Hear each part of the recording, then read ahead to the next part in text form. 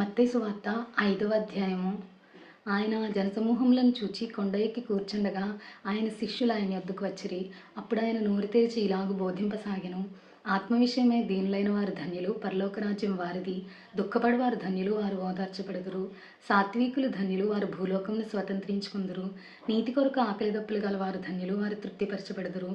కనికరం గలవారు ధన్యులు, వారు కనికరం పొందుదురు. హృదయశుద్ధి గలవారు ధన్యులు, వారు దేవుని చూచెదరు. సమాధానపరచువారు ధన్యులు, వారు దేవుని కుమారులనబడుదురు. నీతి నిమిత్తం హింసింపబడువారు ధన్యులు, పరలోక రాజ్యం వారిది. నా నిమిత్తము జనులు మిమ్మల్ని నిందించి హింసించి మీ మీద అబద్ధముగా చెడ్డ మాటలెల్లా పలుకున్నప్పుడు మీరు ధన్యులు. సంతోషించి ఆనందించుడి, పరలోకమందు మీ ఫలము అధికమగును.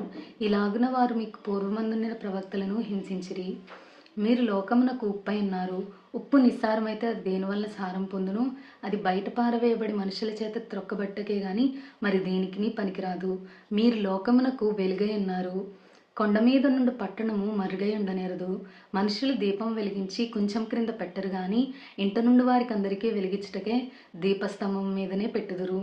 మనుషులు మీ సత్క్రియలను చూచి పరలోకమందున మీ తండ్రిని మహింపరిచినట్లు వారి ఎదుట మీ వెలుగు ప్రకాశింపనీయుడి. ధర్మశాస్త్రమునైనను ప్రవక్తల వచనములనైనను కొట్టివేయ వచ్చితనని తలంచవద్దు. నెరవేర్చుటకే గాని కొట్టివేయటకు నేను రాలేదు. ఆకాశమును భూమియు గతించిపోయిననే గాని ధర్మశాస్త్రమంతయు నెరవేరును వరకు దాని నుండి ఒక పొల్లైనను ఒక సున్నైనను తప్పిపోదని మీతో నిశ్చయంగా చెప్పుచున్నాను. కాబట్టి ఈ ఆజ్ఞలలో మిగులు అల్పమైన ఒక దానినైనను మీరి మనుషులకు అలాగున చేయ బోధించువాడెవడో వాడు పరలోక రాజ్యంలో మిగులు అల్పుడనబడును. వాటిని గైకొని బోధించువాడెవరో వాడు గొప్పవాడనబడును. శాస్త్రుల నీతి కంటేను పరిసయ్యుల నీతి కంటేను మీ నీతి అధికము కానయెడల మీరు పరలోక రాజ్యంలో ప్రవేశింపనేరని మీతో చెప్పుచున్నాను. వ్యభిచారం నరహత్య చేయవద్దు. నరహత్య చేయవాడు విమర్శకు లోనగునని మీ పూర్వీకులతో చెప్పబడిన మాట మీరు విన్నారు కదా. నేను మీతో చెప్పినదేమనగా, తన సహోదరుని మీద కోపపడి ప్రతివాడును విమర్శకు లోనగును. తన సహోదరుని చూచి వ్యర్థుడా అని చెప్పేవాడు మహాసభకు లోనగును. ద్రోహి అని చెప్పేవాడు నరకాగ్నికి లోనగును. కావున నీవు బలిపీఠం వద్ద అర్పణం అర్పించుండగా నీ మీద నీ సహోదరునికి విరోధం ఏమైనను కలదని నీకు జ్ఞాపకం వచ్చిన యెడల అక్కడ బలిపీఠం ఎదుటనే నీ అర్పణం విడిచిపెట్టి మొదట వెళ్ళి నీ సహోదరునితో సమాధానపడము. అటు తరువాత వచ్చి నీ అర్పణము అర్పింపుము. నీ ప్రతివాదితో నీవును త్రోవలో ఉండగానే త్వరగా వెళ్ళి వానితో సమాధానపడము. లేని యెడల ఒకవేళ నీ ప్రతివాది నిన్ను న్యాయాధిపతికి అప్పగించును, న్యాయాధిపతి నిన్ను బంట్రోతుకు అప్పగించును, అంతట నీవు చెరసాలలో వేయబడదువు. కడపటి కాసు చెల్లించే వరకు వెలుపలికి రానేరువని నీతో చెప్పుచున్నాను. వ్యభిచారం చేయవద్దని చెప్పబడిన మాట మీరు విన్నారు కదా. నేను మీతో చెప్పినదేమనగా, ఒక స్త్రీని మోహపు చూపుతో చూచి ప్రతివాడును అప్పుడే తన హృదయమందు ఆమెతో వ్యభిచారం చేసిన వాడును. నీ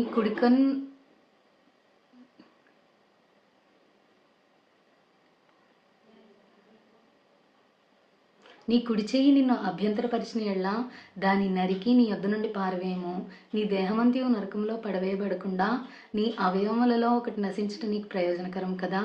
నీ కుడి కన్ను నిన్ను పరిచిన యెడల దాన్ని పెరికి నీ యొద్ద నుండి పారవేయము.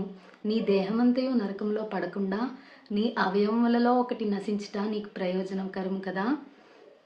తన భార్యను విన్నాడువాడు ఆమెకు పరిత్యాగ పత్రిక ఇవ్వాలని చెప్పబడి అన్నది కదా.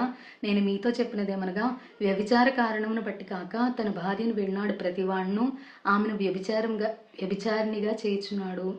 విడనాడబడిన దానిని పెండ్లాడువాడు వ్యభిచరించున్నాడు. మరియు నీవు అప్రమాణములు చేయక నీ ప్రమాణములను ప్రభువునకు చెల్లింపవలనని మీ పూర్వీకులతో చెప్పబడి అన్నది కదా. నేను మీతో చెప్పినదేమనగా, ఎంత మాత్రమునో ఒట్టు పెట్టుకొనవద్దు. ఆకాశం తోడనవద్దు, అది దేవుని సింహాసనము. భూమి తోడనవద్దు, అది ఆయన పాదపీఠము.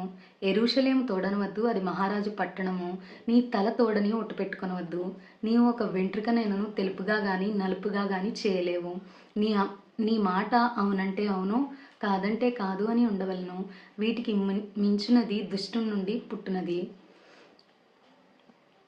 కంటికి కన్ను పంటికి పళ్ళు అని చెప్పబడిన మాట మీరు విన్నారు కదా. నేను మీతో చెప్పినదేమనగా, దుష్టిని ఎదిరింపక నిన్ను కుడి చెంప మీద కొట్టువాని వైపునకు నీ ఎడమ చెంప కూడా త్రిప్పుము.